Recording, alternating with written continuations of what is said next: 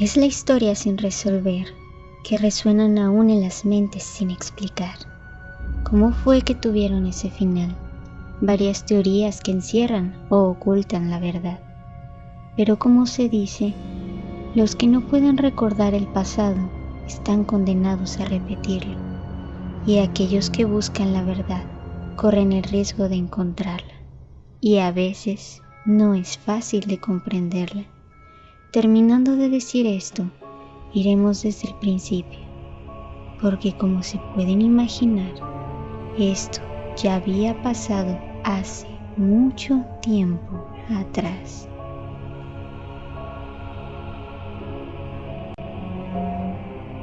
Fue una noche oscura en el Monte de los Muertos, donde 9 cazadores Mansi esa misma noche murieron, sin síntomas de ningún tipo de herida o daño aparente. Sus cuerpos fueron hallados a la luz del día siguiente. Se encontraban dormidos, congelados completamente, de una manera que siempre tendrían en su mente. Y en ese momento, en ese monte la leyenda tomó más fuerza, pues en ese monte habitaban almas ancestrales o espíritus de la montaña de tiempos distantes, quienes no aceptaban intrusos y protegían la zona sin piedad de las agresiones de las personas. A la naturaleza su daño les hacían pagar. Los muertos hallados de su tribu Mansi ahí cazaban y comprendieron que ahí ya no se adentrarían. Más que venerarles, les temían, pues sabían que al encontrarles en la oscuridad, tal vez al día siguiente no seguirían con vida. Así fue llamada la zona, y en una montaña en particular, Gora o Torten, que significa no vayas allí en su idioma, pues así advierten y advertían por décadas a la gente de no encontrarse en la ruta remota de estos seres, por respeto o miedo, pero en sus palabras era más una advertencia de vida o muerte.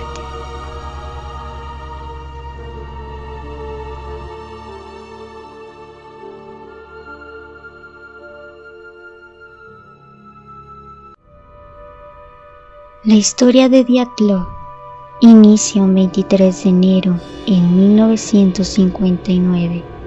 De Sverdlovsk partieron 10 jóvenes a la montaña de la parte norte de Urales. Igor Dyatlov era su nombre. Era el más experimentado y por ello nombrado líder.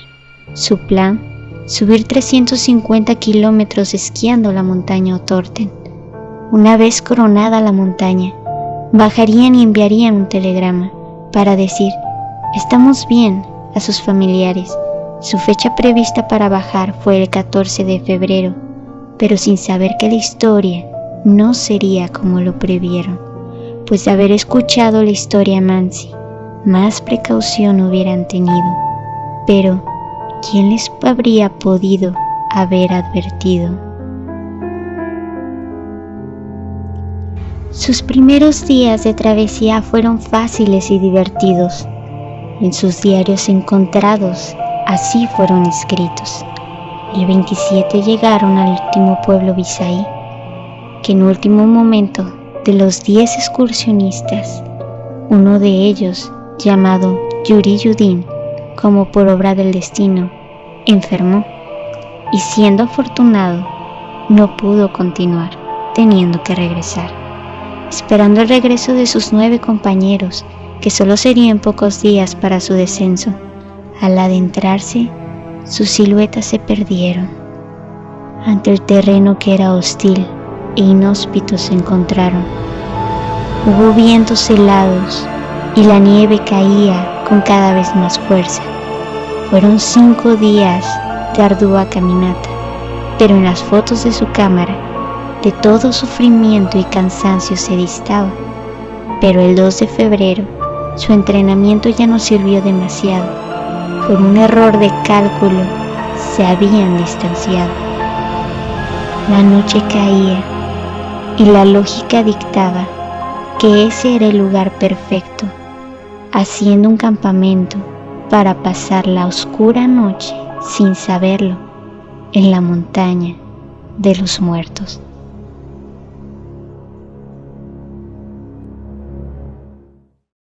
El tiempo transcurrió y, como se imaginan, no habían telegramas ni noticias. Su amigo y sus familias alarmados pidieron ayuda asustados, temiendo lo peor de los 9 jóvenes de Dyatlov.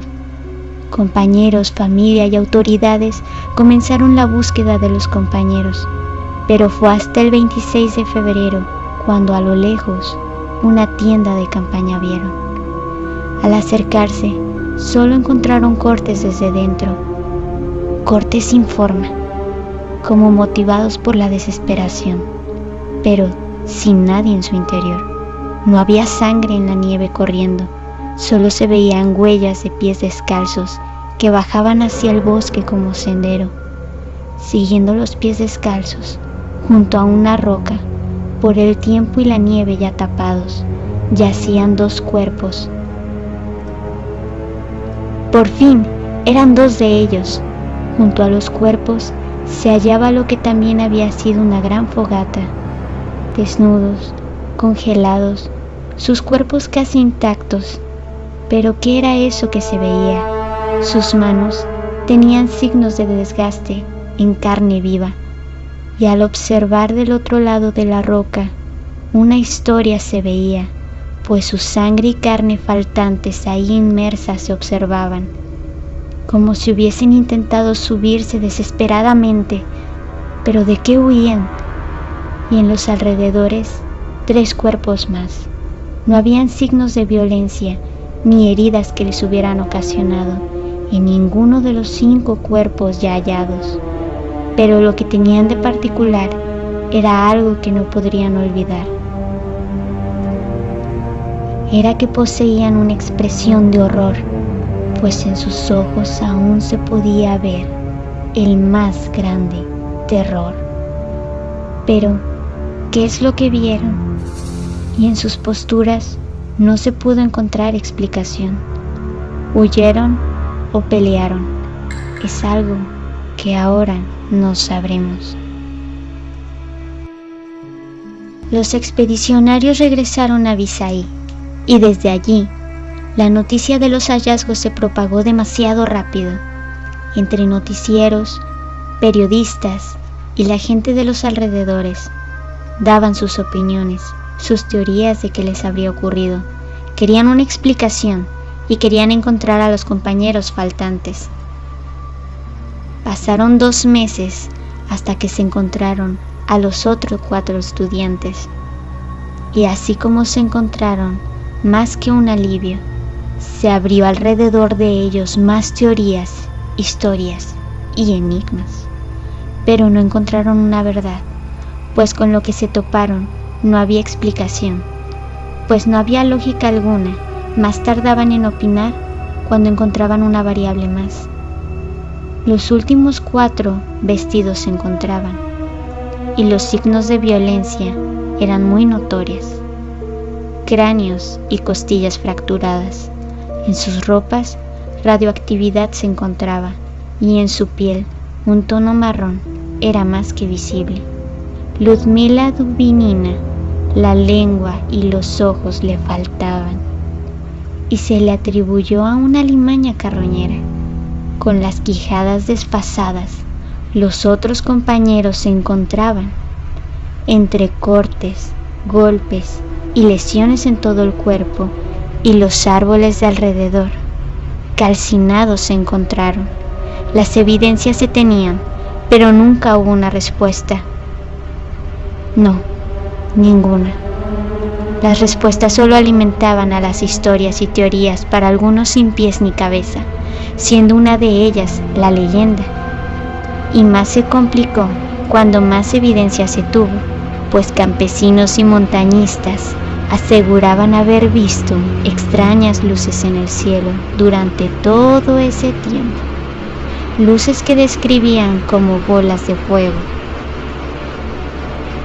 Las teorías de las que se habló fueron prueba nuclear, espías, ovnis, el Yeti y los Mansis asesinos, pero como hemos contado, ellos temían a la montaña y lo que allí habitaba, y en sus explicaciones decían que los chicos fueron solo presas de ellos, pues cortaban las ramas de los árboles, hacían fuego y en cualquier momento pudieron desafiar o faltar el respeto de los espíritus de la montaña. Al final fue algo que no se pudo descartar, pero no pudieron hallar una respuesta, o no la que quisieran. Lo cierto es que coincidencia o maldición, es que la maldición de los 9 se repite una y otra vez. Primero la leyenda de los cazadores Mansi eran 9, luego los esquiadores del equipo Dyatlov eran 9, y en 1960 un avión se estrelló en la orilla del monte con muertes de 9 también, pues sin ninguna explicación del accidente pudieron ellos dar. Y actualmente, sea cierto o no, la gente evita pasar por los pies de la montaña Dyatlov, que así se le nombró en memoria del grupo, pero tampoco hay que olvidar y recordar el verdadero nombre de la montaña de los muertos. Aquel joven, Yuri Yudin, el único superviviente de la expedición, siempre tuvo en su mente qué les había ocurrido, pues parecía ser un gran día. Cuando fue que todo se tornó en un matiz oscuro, las historias solo le daban vueltas en su mente. Yuri Yudin murió en el 2013 y en un cuaderno, luego de su deceso, pudo leerse: si pudiera hacerle una pregunta a Dios, sería: ¿qué les pasó a mis amigos esa noche realmente?